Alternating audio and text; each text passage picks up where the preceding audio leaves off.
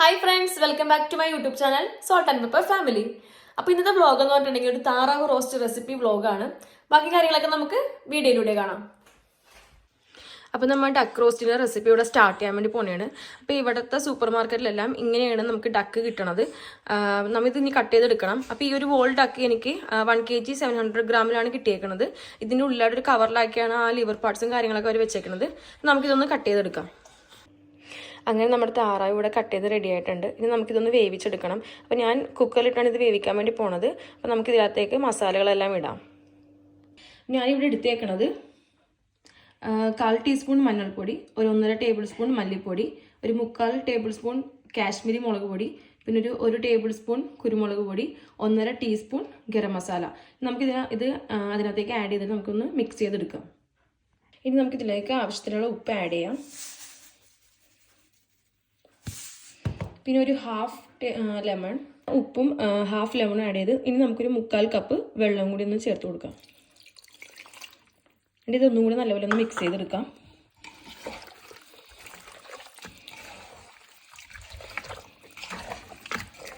ഈ ടൈം കൊണ്ട് ഉപ്പൊക്കെ ഒന്ന് നോക്കുക. കുറവാണെന്നുണ്ടെങ്കിൽ ഒന്നും കൂടി ആഡ് ചെയ്ത് കൊടുക്കുക.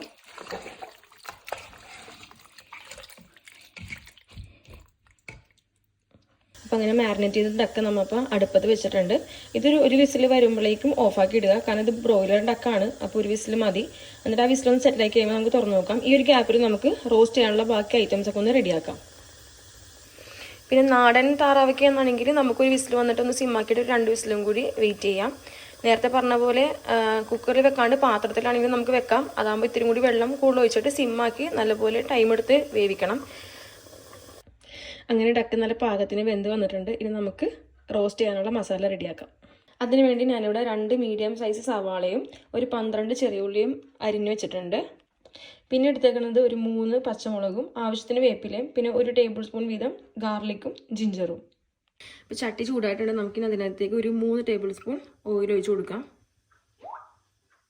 ഇനി നമുക്ക് അതിനകത്തേക്ക് നേരത്തെ ചെയ്ത് വെച്ച ഉള്ളി ആദ്യം ഇട്ട് കൊടുക്കാം.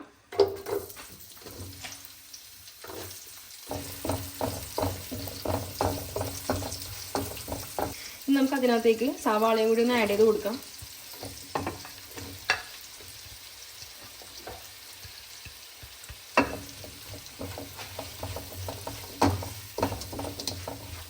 ഇഞ്ചിയും വെളുത്തുള്ളിയും പച്ചമുളകും വേപ്പിലയും ആഡ് ചെയ്ത് കൊടുക്കാം.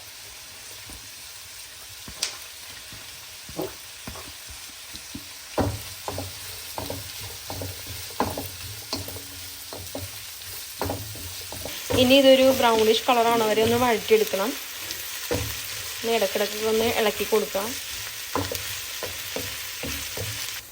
സവാള നല്ലപോലെ ഒന്ന് വഴഞ്ഞു വന്നിട്ടുണ്ട്. നല്ല ഒരു ഗോൾഡൻ ബ്രൗൺ കളർ ആയിട്ടുണ്ട്. ഇനി നമുക്ക് ഇതിനകത്തേക്ക് മസാല ആഡ് ചെയ്ത് കൊടുക്കാം. നേരത്തെ എടുത്ത പോലെ തന്നെ ഒരു 1/4 ടീസ്പൂൺ മഞ്ഞൾപ്പൊടിയും 2 ടേബിൾ സ്പൂൺ മല്ലിപ്പൊടിയും ഒരു 1.5 ടീസ്പൂൺ ഗരം മസാലയാണ് ഞാൻ ആഡ് ചെയ്യുന്നത്. നല്ലപോലെ ഒന്ന് ഇളക്കി കൊടുക്കാം. ആ പൊടിയുടെയൊക്കെ ഒരു പച്ചമണം നല്ലതുപോലെ മാറണ വരെ നമുക്കൊന്ന് നല്ലപോലെ ഇളക്കി കൊടുക്കാം.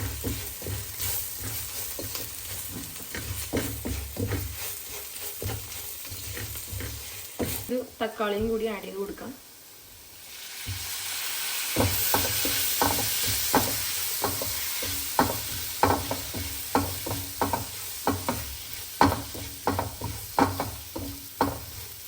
തക്കാളിക്ക് നല്ലപോലെ ഒന്ന് വഴഞ്ഞു വന്നിട്ടുണ്ട്. ഇനി നമുക്ക് അതിനകത്തേക്ക് നേരത്തെ വേവിച്ച് വെച്ച് താറാവ് ഇട്ട് കൊടുക്കാം.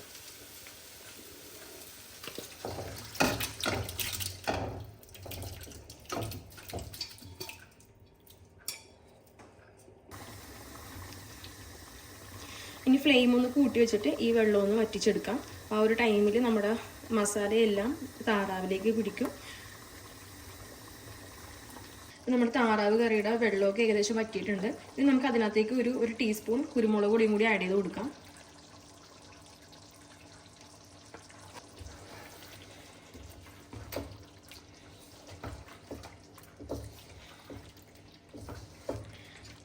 പയ്യെ വേണം ഇളക്കാൻ വേണ്ടിയിട്ട്, അല്ലെങ്കിൽ താറാവ് എല്ലാം ഉടഞ്ഞുടഞ്ഞു പോകും. അപ്പം അങ്ങനെ നമ്മുടെ താറാവ് റോസ്റ്റ് ഇവിടെ റെഡി ആയിട്ടുണ്ട്. എല്ലാവരും അപ്പോൾ വീട്ടിൽ ഇത് ട്രൈ ചെയ്ത് നോക്കുക.